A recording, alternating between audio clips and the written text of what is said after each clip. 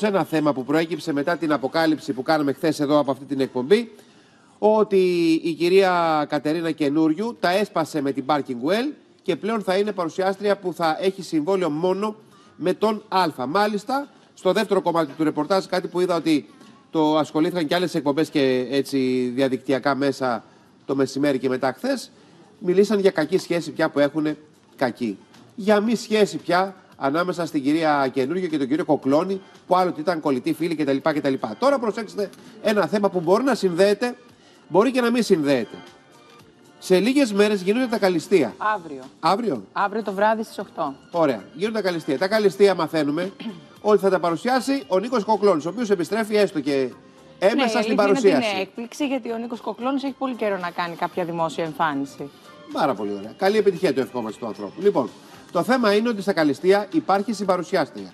Και η συμπαρουσιάστρια ανακοινώθηκε ότι είναι η κυρία, πώς το λένε, Στικούδη. Το θέμα λοιπόν είναι ότι υπάρχει ένα ρεπορτάζ, Αφροδίτη, και σε αυτό θέλω να σε ρωτήσω, ότι αρχικά όταν οι άνθρωποι αυτοί κάνανε κολλητή παρέα, είχαν συναποφασίσει να παρουσιάσουν μαζί τη βραδιά αυτή.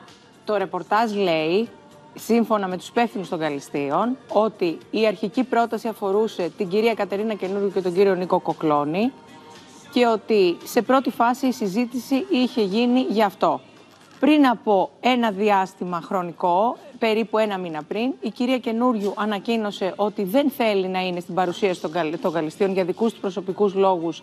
Δεν ήθελε να μπει σε αυτή τη διαδικασία και έτσι αποφασίστηκε στη θέση της να είναι η κυρία Κατερίνα Στικούδη. Μάλιστα. Η οποία θα είναι επισήμως αύριο. Εντάξει, αυτό είναι το ένα κομμάτι που μπορεί να μην ήθελε. Μπορεί όμως πραγματικά, δηλαδή, είναι τυχαίο το γεγονός ότι τώρα τα σπασαν και τώρα ξαφνικά δεν παρουσιάζουν μαζί τα καλλιστεία. Λέω εγώ. Δεν έχω ρεπορτάζ εγώ δικό μου. Εγώ από το δικό μου το ρεπορτάζ γνωρίζω ότι η κυρία Κατερίνα Καινούριο το ζήτησε, διότι δεν ήθελε. Επειδή ασχολείται πάρα πολλές ώρες με την εκπομπή και αυτό απαιτεί και πρόβες και προετοιμασία. Καλά, πριν δεν το ήξερα αυτό όταν αποφασίσαμε μαζί. Κάτσε, βρε Αφροδίτη μου. Όταν πριν κάτσε, μια στιγμή τώρα, με τρελάνεις. Όταν πριν μαζί δεν μας είπες ότι αποφάσισα να το παρουσιάσω στο καλλιστεία.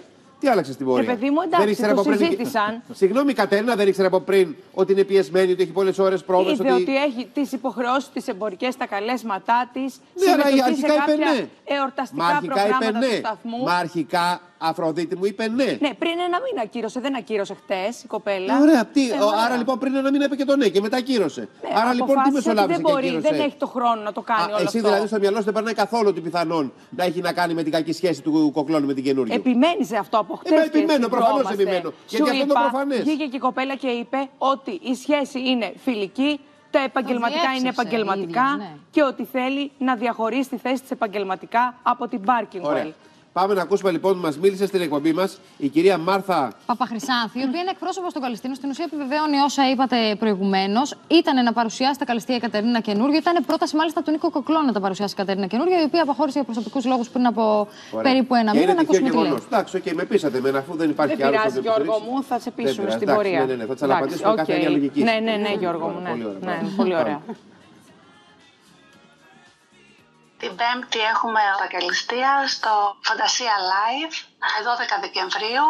Από τις 7.30 ώρα ανοίγουν οι πόρτες και υποδεχόμαστε τους αγαπημένους φίλους μας και σας περιμένουμε. Η παρουσίαση είναι από τον Νίκο Κοκλώνη και την Κατερίνα Στικούδη. Θα είναι μια βραδιά γεμάτη από ομορφιά, λάμψη. Ο Νίκος Κοκλώνης ήταν από την αρχή να τα παρουσιάσει. Ο Νίκος Κοκλώνης, ναι, είναι ο παρουσιαστής που έχουμε ορίσει από την αρχή, ναι. Νομίζω ότι δεν ήταν η Κατερίνα Στικούδη, ήταν κάποια άλλη παρουσιάστρια. Ήταν η Κατερίνα Καινούριου.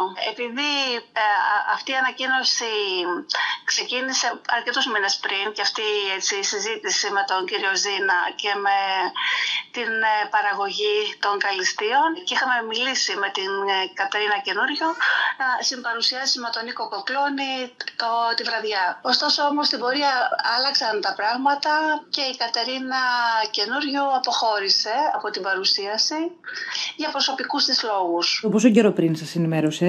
Αρκετό διάστημα πριν, δηλαδή περίπου ένα μήνα πριν, προκειμένου να μας δώσει το χρόνο να αντικαταστήσουμε την παρουσίασή της.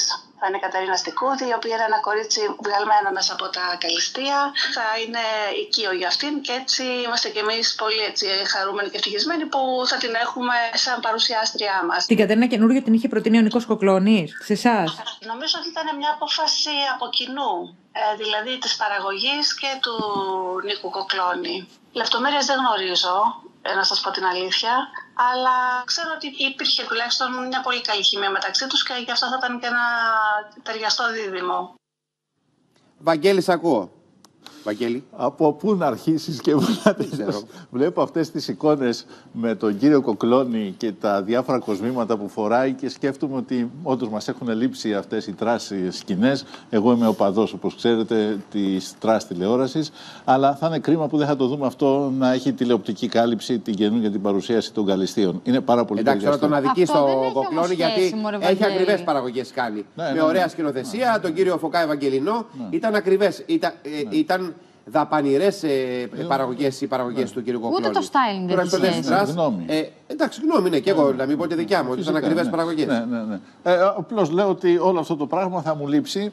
Ο καθένας το χαρακτηρίζει όπως θέλει. Για μένα είναι η επιτομή του τρας. Πάμε τώρα για τη σχέση. Τα Καλλιστεία και η παρουσίαση έχουν κάποιους κανόνες οι οποίοι δεν άλλαξαν τον τελευταίο μήνα. Υπήρχαν και πριν από 2 μήνες και πριν από 3 μήνες και όταν έγινε αποδεκτή η πρόταση από την κυρία Καινούριου, ήξερα ακριβώς το τι θα γίνει, ότι θα υπάρχουν και κάποιες πρόβες, ότι θα πρέπει να φωτογραφηθούν, δεν ξέρω τι θα κάνουν για να προετοιμαστούν, αν θα έχει προετοιμασία. Δεν άλλαξε κάτι. Το μόνο που άλλαξε είναι αυτό που όλοι γνωρίζουμε, ότι έχει πάψει η επαγγελματική, ας πούμε, σχέση, που ήταν στενά συνδεδεμένη όμως η επαγγελματική με τη προσωπική. Ναι, μεταξύ των δύο παραλίγο παρουσιαστών. Επομένως, αμέσως στο μυαλό μας πηγαίνει ότι η ακύρωση έχει σχέση με την καινούργια συνθήκη. Λέει το μυαλό μου, δεν το ξέρω. Η Αφροδίτη λέει κάτι άλλο. Λέω αυτομάτως πηγαίνει. Ούτε εγώ έχω ρεπορτάζ. Απλώς λέω αυτομάτως στο μυαλό μας πηγαίνει εκεί. Εγώ διαφωνώ μαζί σας, το ξεκαθαρίζω. Θεωρώ ότι για λόγους τους οποίους εγώ δεν νομιμοποιούμε να πω στον αέρα προσωπικά η Κατερίνα αυτή την περίοδο. Το καταλαβαίνω ότι δεν θα έχει το χρόνο να ασχοληθεί με τα Καλλιστεία. Δεν έχω ρωτήσει την κοπέλα. Να δεχτούμε αυτό που λες εσύ λοιπόν. Από την άλλη να πω κάτι, ότι αυτή η εκδήλωση η οποία θα γίνει για τα Καλλιστεία θέλουν ένα παρουσιαστή τον έχουν, το Κοκλώνη. Να το πάρει πάνω του. Ναι. Θα το πάρει πάνω του. Από όλους τους παρουσιαστές κατέληξαν στον Νίκο Κοκλώνη. Γιατί είναι ο τελευταίος παρουσιαστής που έκανε λαμπερά σοου με επιτυχία στην Ελλάδα. Με ελάχιστη επιτυχία. Εντάξει και εσύ ελάχιστη. Θα μπορούσε να παρουσιάσει τα Καλλιστεία. Εγώ δεν μπορώ να φανταστώ καλύτερο άνθρωπο στην Ελλάδα για να παρουσιάσει τα Καλλιστεία. Άντρα. Γυναίκες υπάρχουν πολλές. Θα κάνουν μετάκληση στον Νίκο Λιάγα να κάνει τα Καλλιστεία. Αλλά υπάρχουν άντρα, άκου να σου πω κάτι. Εγώ στο μυαλό μου μπορώ να στοραδιάσω 10 γυναίκες. Ικανές και εξαιρετικές επιλογές για να παρουσιάσουν τα Καλλιστεία. Άντρα δεν βλέπω καλύτερη επιλογή από τον Κοκλώνη. Εγώ μπορώ να βρω καμιά 50. Εγώ κανένα. Πες μας ένα καλύτερο από τον Κοκλώνη για τα Καλλιστεία. Αρχίζοντας αλφαβητικά, ο Βασάλος. Άσε μας μωρέ και τώρα. Ο Βασάλος είναι ένα ταλαντούκο παιδί. Εδώ λέμε ότι είναι καλύτερος στη μαγειρική. Εσείς το λέγατε προχθές. Εσύ και η Αφροδίτη λέγατε ότι είναι καλύτερος στη μαγειρική εκπομπή από ότι είναι στο πάνελ. Όρος παρουσιαστής και Κοκλώνης. Ως πανελίστα στη μαγειρική, δεν είπαμε ως μάγειρας. Ως παρουσιαστής, δεν τον έχουμε δει τον άνθρωπο τον Βασάλο. Ωραίος άντρας, πολύ ωραίος άντρας είναι. Όρος παρουσιαστής και Κοκλώνης είναι δύο έννοιες που ποτέ δεν θα συναντηθούν. Δεν θα συναντηθούν ποτέ. Είσαι άδικος τώρα.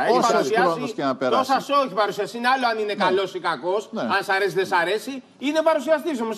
Δεν είναι παρουσιαστής. Μα έχει παρουσιάσει είναι ένας άνθρωπος ο οποίος βγαίνει και ασχολείται με τον εαυτό του. Μπαίνει στην τηλεόραση εδώ και χρόνια παρουσιάζοντας προγράμματα. Το αν σ' αρέσουν ή όχι είναι άλλο θέμα.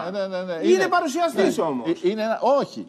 Ο παρουσιαστής είναι ένας άνθρωπος ο οποίος υπηρετεί την παρουσίαση ενός προγράμματος. Γιατί δεν υπηρετούσε τον Τζάρτη. Τι βλέπαμε τόσα χρόνια, βρε Βαγγέλη, τα μάτια μας τι βλέπαμε τόσα χρόνια. Δεν έκανε συνέντευξη την Αρβελέρ, έκανε παρουσίαση σοου. Όχι, έκανε και συνεντεύξεις, να μην τις ξεχάσουμε. Υπηρετεί την προσωπική του ατζέντα, η οποία κάθε φορά ποικίλει και έχει μια συγκεκριμένη κατεύθυνση. Ωραία, πάμε να αλλάξουμε θέμα τώρα.